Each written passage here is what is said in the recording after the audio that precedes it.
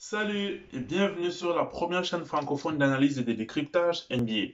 Aujourd'hui, nous allons parler du match qui opposait les Nets aux Bucks dans ce Game 3 dans les demi-finales de la conférence Est. Le match a été remporté 86-83 par les Milwaukee Bucks qui reviennent à 2-1 dans la série. Alors nous allons pleinement nous concentrer sur le match. Premièrement, nous allons parler des Nets. Les Nets ont très bien joué ce match. Pourquoi je dis qu'ils ont très bien joué ce match? Ils ont très bien joué ce match parce qu'ils ont été menés 30-11 dans le premier quart-temps. L'écart est monté pratiquement à près de plus 20, sinon même plus de plus 20. Mais ils sont revenus dans le match petit à petit. Alors les Nets ont très bien joué collectivement, mais chacun individuellement doit se revoir. Chacun doit se revoir. Le match a été maintenu à flot par un seul homme qui a été l'artisan de ce match, c'est Bruce Brown, qui a très bien joué. Super match de sa part parce qu'il a maintenu les Nets à flot, à coup de flotteur. Les Nets étaient menés de pratiquement 20 points. En défense, il a pris les fautes utiles parce qu'il a fait certaines fautes sur Giannis qui ont permis qu'il rate les lancers. En attaque, il a été très utile. Il a beaucoup aidé sur le pick and roll et ça a permis qu'il ait beaucoup de flotteurs, qu'il a très bien réussi durant tout le match. Malheureusement, il n'a pas réussi. Il a pris les deux derniers matchs, les deux derniers tirs, pardon, de la gagne, ou les deux derniers tirs pour le taille, et il n'a pas pu réussir ces tirs. Mais ça n'enlève rien au fait qu'il a réussi un super bon match. Kyrie Irving a été pas mal moyen, mais il n'a pas pris ses responsabilités. Moi, c'est le problème que j'ai avec lui aujourd'hui. Les trois derniers tirs des Nets, Kyrie Irving n'en a pris aucun. Pourquoi? Kevin Durant non plus n'en a pris aucun. D'ailleurs, Kevin Durant et Kyrie Irving vont de pair. Kevin Durant a fait un mauvais match aujourd'hui, il faut le dire. Il a fait un mauvais match. Il a pris 28 tirs pour 11 réussites. C'est pas bon. C'est pas bon. Mais ça peut arriver. C'est Kevin Durant. D'ailleurs, il a donné l'avantage dans les deux dernières minutes dans le Money Time à son équipe avec un 3 points assassin. On sait bien que la défense sur lui est ultra dure. C'est PJ Tucker qui s'occupe de le fermer et il s'occupe très bien de cette tâche. Malgré ça, Kevin Durant arrive quand même à scorer. Mais aujourd'hui, est-ce qu'on peut dire que PJ Tucker a réussi sa tâche? Oui, parce qu'il a rendu les tirs difficiles à Kevin Durant, qui a eu des difficultés à en mettre. Et ce, durant tout le match, même s'il a mis un panier important dans le Money Time. Donc, le problème que j'ai avec les Nets aujourd'hui, c'est le problème que j'ai eu avec eux dans une précédente vidéo. Les débuts de match, le Game 1 a été pareil. Vous ne pouvez pas vous laisser creuser un écart de près de 20 points et toujours cravacher pour revenir. Non! Oui, Milwaukee a fait des choses dont on va reparler dans la deuxième partie, mais vous ne pouvez pas laisser autant d'écart. Pourquoi? Quand vous laissez autant d'écart, ça vous met en difficulté. Vous devez revenir à coup d'exploit. Et voilà, aujourd'hui, ça n'a pas payé. Au Game 1, ça s'est bien passé. Félicitations à vous, vous avez gagné. Mais dans ce Game 3, ça n'a pas été le cas. Pourquoi ne pas commencer l'entame de match en étant aussi agressif, en étant concentré comme au Game 2 et gagner le match facilement? Pourquoi il faut toujours que vous reveniez de loin? C'est pas obligé. Performance des Nets moyenne. Blake Griffin a par contre été très bon en défense pour soit avoir des blocs, soit gêner Giannis Antetokounmpo qui s'est retrouvé en difficulté. Bonne défense de la part de Blake Griffin. S'il continue comme ça dans la suite des matchs et que les Nets essayent de recadrer les petits soucis qu'ils ont, ils n'auront aucun problème. Maintenant, parlons des Milwaukee Bucks. Parlons des Bucks. J'ai tellement à dire sur les Bucks, mais je ne vais pas beaucoup m'étendre. Je vais prendre le cas seul de Giannis. Parce que pour moi, si ce match était perdu, c'était à cause d'un seul joueur, Giannis Antetokounmpo. Giannis Antetokounmpo, je ne sais pas s'il refuse de comprendre quelle est sa tâche dans ce genre de match, mais je crois qu'il ne refuse pas de comprendre. Je pense que c'est même ce que je vais me dire, qu'il refuse de comprendre. Je refuse de croire qu'il ne connaît pas sa tâche. Giannis, tu as eu une entame de match qui a été parfaite. Pourquoi? Parce que tu as attaqué le cercle. Attaque le cercle comme tu n'as fait que faire depuis le début du match.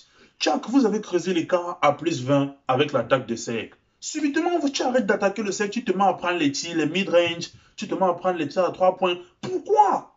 Pourquoi? Les Nets reviennent à cause de lui. Les Nets reviennent dans ce match à cause de lui. Parce qu'il prend les tirs qu'il ne réussit pas.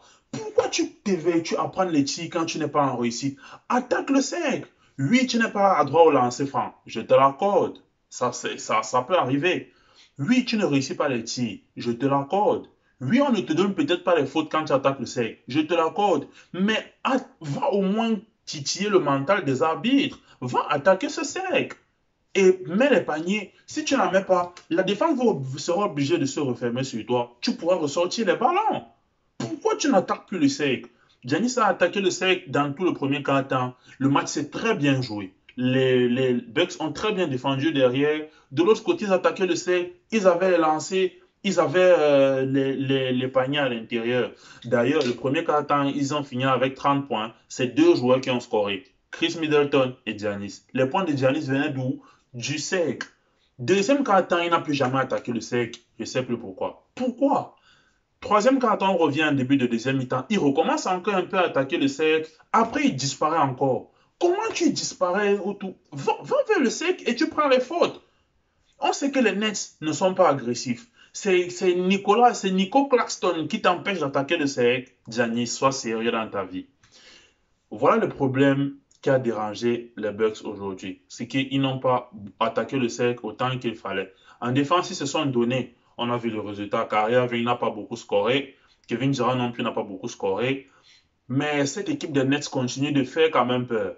Parce que Kyrie Irving a mes formes, Kevin Durant a mes formes, Joe Harris même aussi, il a tiré à 1 sur 5 au tir à mes formes. Les trois meilleurs scoreurs de l'équipe sont à mes formes et l'équipe réussit à remonter de 20 points. C'est fou. C'est fou. Ça veut dire que les Bucks doivent faire plus attention au ballon quand ils ont creusé l'écart. Vous ne pouvez pas creuser l'écart de 20 points et on revient et on vous mène. Et on commence à vous mener dans le money time. Ça n'a pas de sens. Non. Non, non, non, non, ça ne se fait pas. Le score est terminé 86 à 83, victoire pour les Bucks. Quelles sont les clés pour le game cash qui risque d'être un game ultra décisif, que ce soit pour les Bucks, parce que s'ils perdent ce game, ils seront à un match de l'élimination, ils vont jouer le match d'après à Brooklyn. C'est aussi un match décisif pour les Nets, parce que si les Bucks gagnent ce match et reviennent à 2-2, le momentum peut changer. Et on sait combien le momentum est important en playoff. Les Bucks, deux clés, deux clés pour gérer le Game 4. Première des choses, quand vous avez déjà creusé un écart, apprenez à conserver cet écart. Apprenez à conserver cet écart. Continuez de rendre la tâche difficile aux shooters des Nets. Ça peut rentrer comme ça peut ne pas rentrer, mais continuez de leur rendre la tâche aussi difficile qui vous rend la tâche difficile chez eux, dans leur zone de terrain. Deuxième chose, attaquez le cercle. Attaquez le cercle. Vous avez attaqué le cercle, vous avez été en réussite. Pourquoi vous vous êtes arrêté subitement? Je ne dis pas de ne pas prendre les tirs, attention. Prenez quelques tirs, mais votre base doit être le cercle et rien d'autre.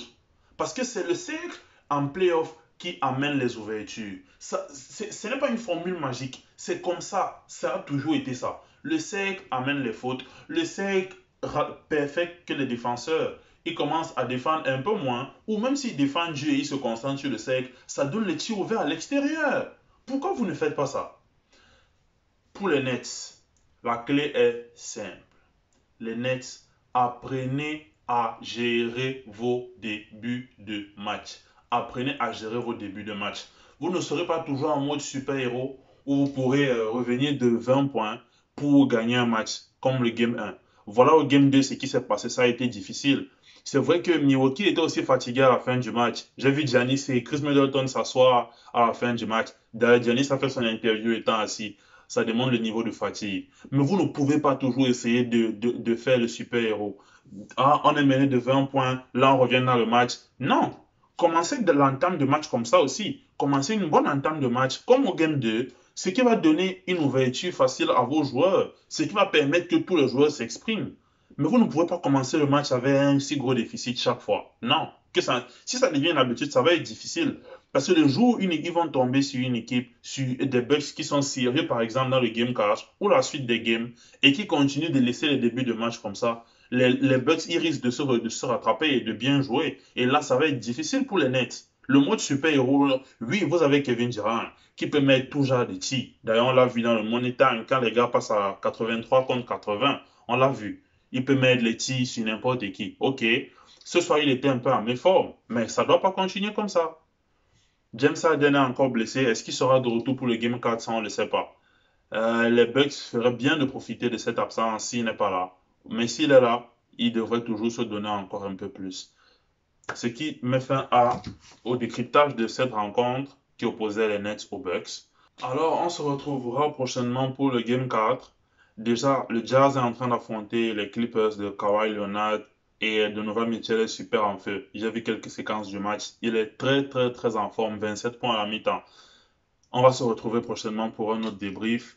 Sur ce, abonnez-vous pour ne pas rater les prochains épisodes qui vont être sortis en ce qui concerne ces séries de playoffs et pour la suite de la NBA. Abonnez-vous, partagez la vidéo et on se retrouve très prochainement. Salut!